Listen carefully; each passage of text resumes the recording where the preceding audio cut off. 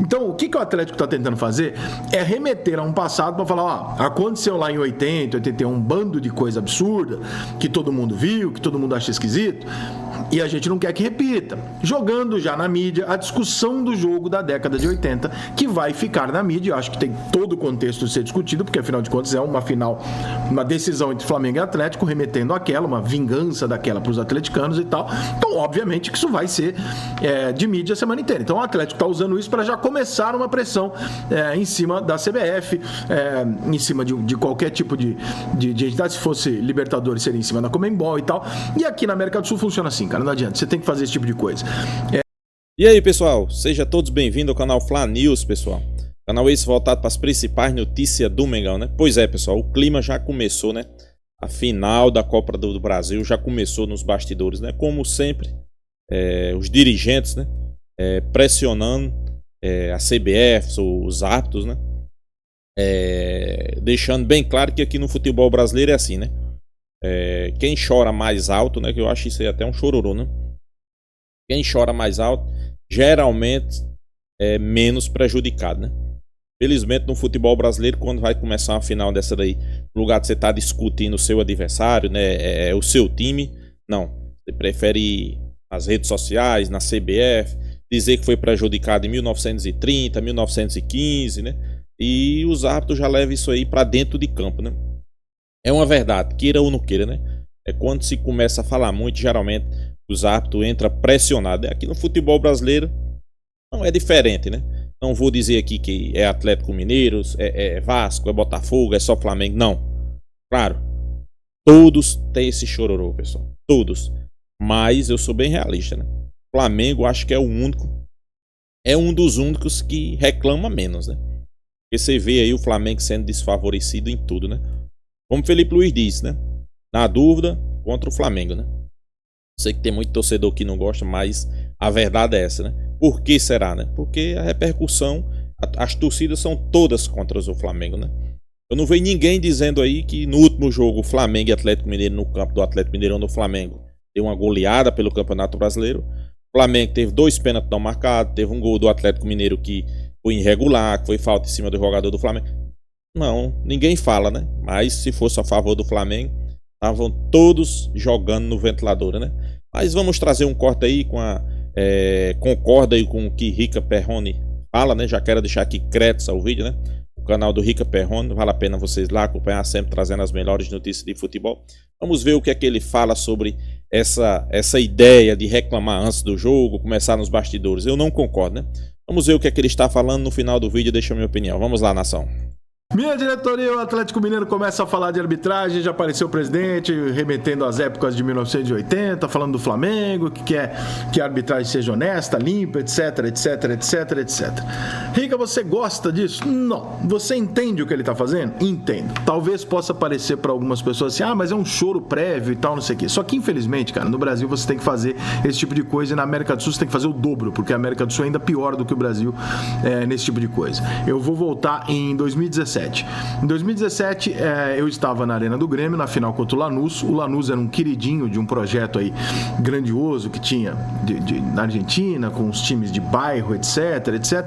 E seria muito grandioso, por N motivos políticos na época, o Lanús ser campeão da Libertadores. Ele chega na final contra o Grêmio, jogo de ida na Arena do Grêmio. O Grêmio faz 1-0 e aos 48 do segundo tempo, último lance, literalmente, uma bola na área, pênalti no Jael. O árbitro vira pra trás e termina o jogo antes que o VAR pudesse ver, antes que eu não me lembro, acho que já tinha o VAR, né? Acho que já tinha. Antes que qualquer coisa pudesse acontecer, ele termina o jogo, os jogadores do Grêmio ficam olhando pra cara dele e falam, foi um pênalti escandaloso, o mundo inteiro viu, só que ele encerra o jogo e não dá o pênalti.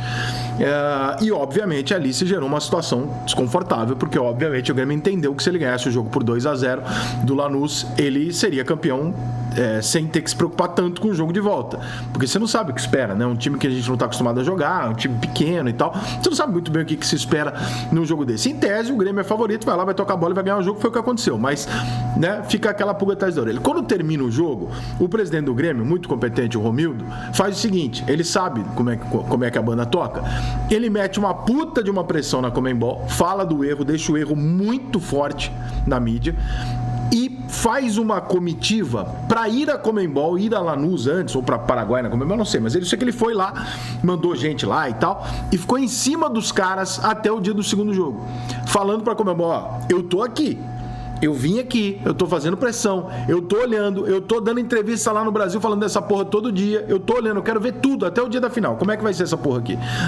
Ah, Rica, mas isso resolve? Não, mas ajuda, porque quando você pressiona a arbitragem previamente, você expõe mediaticamente. Infelizmente, cara, a gente ainda tem uma necessidade midiática de fazer as coisas para que se prejudiquem grandes nomes, né? Então, por exemplo, hoje eu vi lá no Instagram, tava acompanhando o Thiago Leifert lá, tava falando do pessoal de um plano de saúde, se eu não me engano, da Sul América e tal, falando que, pô, os caras precisam de 28 dias para autorizar, 28 ou 30 dias para autorizar que uma criança comece uma quimioterapia com câncer atestado. Pô, que porra é essa? Ah, mas é a regra. Pô, a regra tá uma merda, isso é uma palhaçada e tal. Vai ter que fazer de qualquer jeito, manda fazer, pô, pelo amor de Deus, é uma criança com câncer. E é verdade, só que sabe por que a Sul América vai fazer? Porque o Thiago Leifert foi lá e falou. Então, assim, como tem várias empresas e várias situações que eu já encontrei na minha vida, onde a pessoa não tem medo, a empresa não tem medo.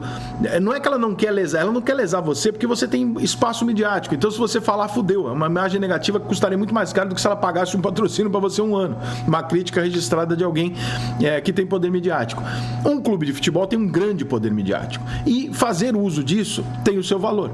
Então, por exemplo, os dois já fizeram. O Felipe Luiz já saiu do jogo falando assim, olha, pelo amor de Deus, olhem pro Flamengo, sejam justos com o Flamengo, o que tá acontecendo contra o Flamengo é um absurdo e tal. E, obviamente, que isso não é verdade. Isso é só um discurso de que todo clube usa para dizer que o clube dele é mais prejudicado pela arbitragem do que os outros. Basicamente porque ele só olha pro dele. Então, assim, ele não tá fazendo aquilo porque ele realmente acha que é uma perseguição contra o Flamengo. Mas é a pressão que se coloca mediaticamente para que, ó, já estamos falando disso.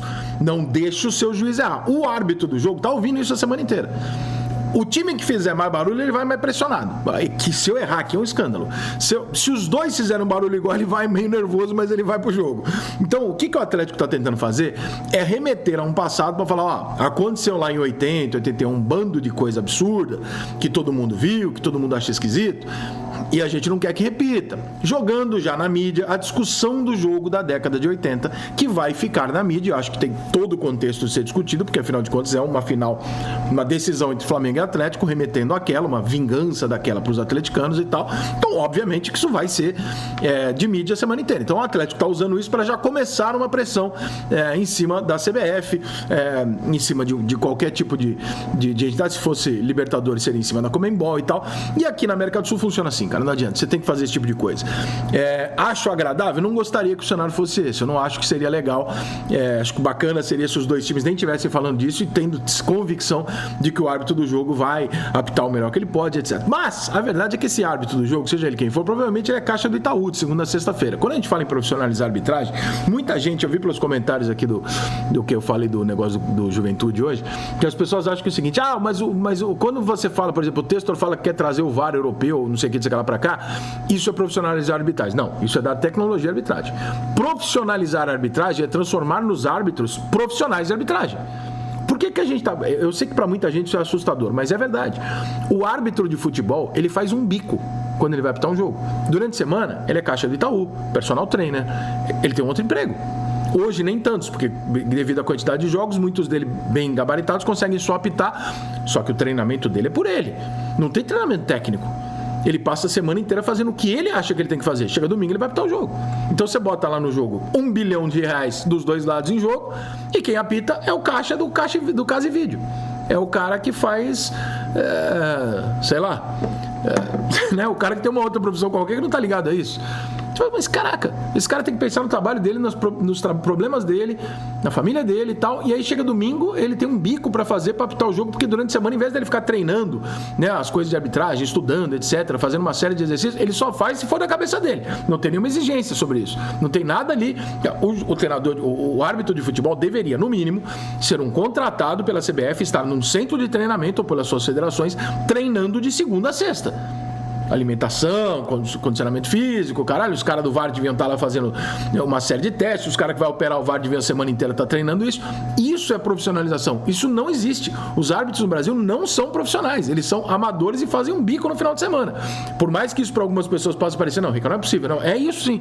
É isso que acontece. Os árbitros não são contratados fixos para fazer um treinamento e se preparar. Então, profissionalização de arbitragem é isso. Não tendo a profissionalização, você tem que jogar mediaticamente. Como que eu falei agora do que eu dei o exemplo do Thiago.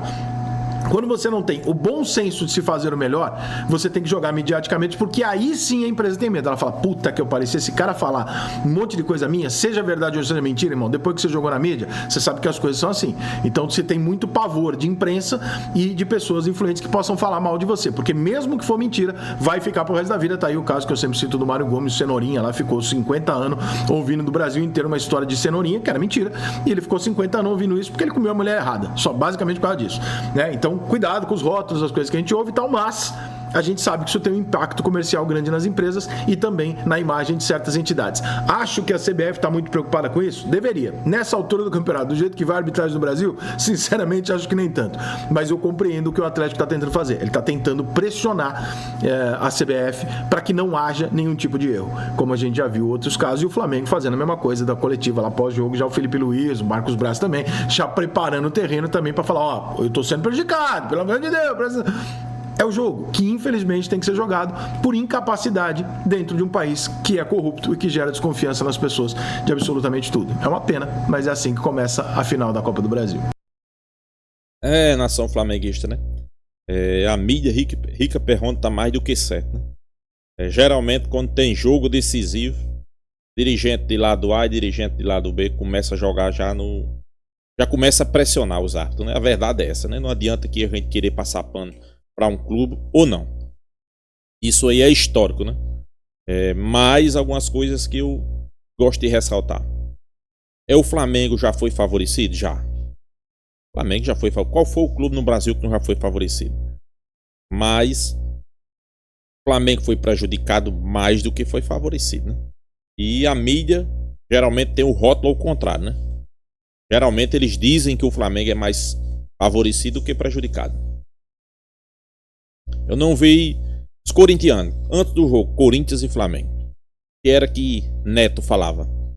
Cuidado que o Flamengo é sempre o clube prejudicado, é o clube da CBF.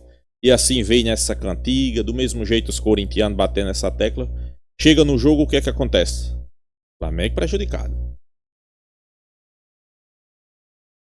Flamengo prejudicado, né? Por quê? Porque ele já sabe, né, que quando começa a pressionar, como Felipe Luiz disse, na dúvida, contra o Flamengo. Por exemplo, um lance bastante interpretativo. Vou botar dois.